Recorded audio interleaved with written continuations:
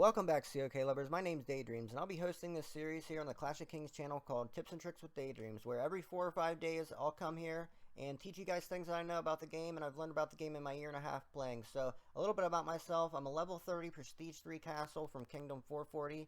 I have around 16.7 million power, 85 million kills, 42 Lord level, and I would consider myself an expert at this game.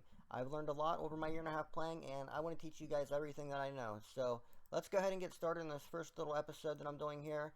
And it's going to be about troop layering, troops, how they march, the way in which they march, and the most effective ways to use them. So there are actually 8 troop types in the 4 troop buildings. There's 2 in each building, and I'm going to show you the way in which they march real quick. So first off, you have the swordsman. That's the T10, T7, T6, T4, T2, and T1. What these do is they are your meat shields. They march in front of your other troops, and they keep the rest of the troops safe. You'll notice that on all of them, these are all the same troop, but they have a high defense, high health. They do not have a high attack, but that's not what they're for. They are for protecting the rest of your troops. So you want to have a lot of these, especially for defense. Now, next in the layer is the ram. And that's the T9, T6, T4, T2. And what they do is they are basically like the swordsman. They are a defensive unit. They have a high health, high attack, high defense. Now, one thing that you're going to notice in everything that I show you is that in each building there's an attack troop and a defense troop. So I'm going to show you each of those now. So that's the next troop that marches in the lair. Now, behind the ram is the pikeman line. Now that's the T9 Halberdier. These have a high attack, low defense, low health, but what these are is they're a cavalry counter, and without the swordsman and the ram in front of them, they die really easy. So you want to make sure that you have your front line before you start getting into these troops. But these are the cavalry counter. That's the T9, T8, T5, right there, T3. And then behind them are the cavalry. Now these are my favorite troop in the game.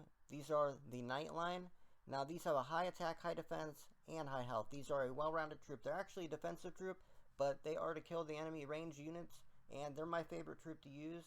And with the correct skill set and equipment lineup, these are probably, in my opinion, the best troop in the game. So that's the T10, the T8, T6, Knights Templar, and then the T3, T2, and T1.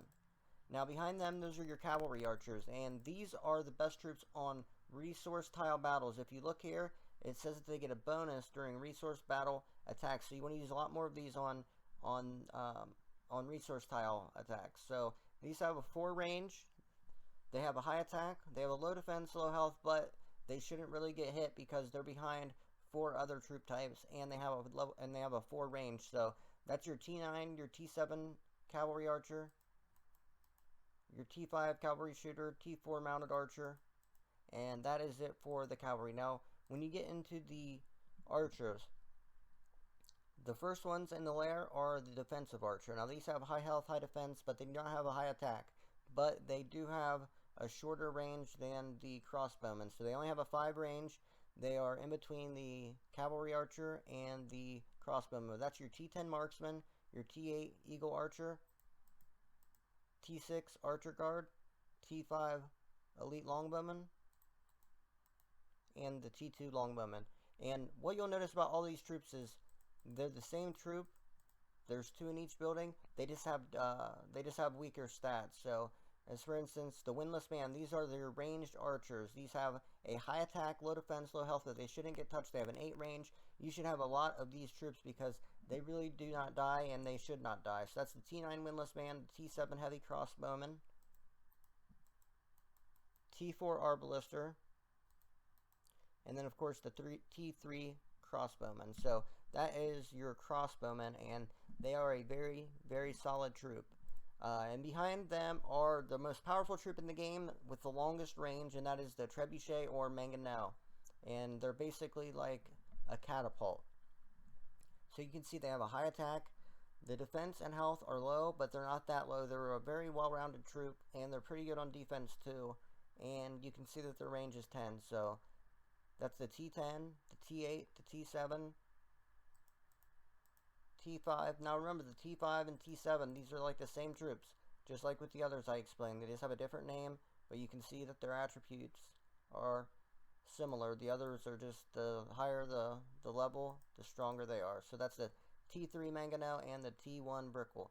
So that is the 8 troop types and the way in which they march. Now, another thing I'm going to show you guys is when you're picking what troops to march, you want to do it based on your skill set and equipment lineup. So, for instance, when you go into the skill points and combat, you can see you can choose infantry health or defense. I like to go with the infantry health. I think it's much better. I'm not going to show everything here with the skill set because I'm going to save it for more videos, but as you can see, when I do my lineup, I pick cavalry, so that means I'm going to have a lot of cavalry in my attacks. I go right back down to infantry health, and then, of course, into cavalry, and then I go into siege health and more siege damage. So this is the way I pick my skills. It's into infantry, cavalry, and siege. And as you can see, my equipment, even though it's only level 30, I like it because it has infantry, cavalry, siege. So when I do my lair, I do lower amount of archers, high amounts of infantry, cavalry, and siege. As you can see, the Bucktooth Axe 35, that's a double cavalry attack with infantry attack. So when you're setting your lineup for what to march, you want to line it up based on your skill set and your equipment. And that is basically it for the troop composition guide. Now this is a basic guide. I'll be doing a video on this every 4 to 5 days and other things. If you guys have any questions about anything in the game, I'll be happy to answer them on my own YouTube channel. The link will be in the description below. It's called DaYDreaMz MMO RTS. I do videos pretty much every day. I have dozens of videos. I've been doing it for 3 months, so I'm closing in on like 100 videos. So there's plenty of content there if you're interested. I would love to see you guys come by and subscribe. I appreciate you guys for watching. I'll see you next time.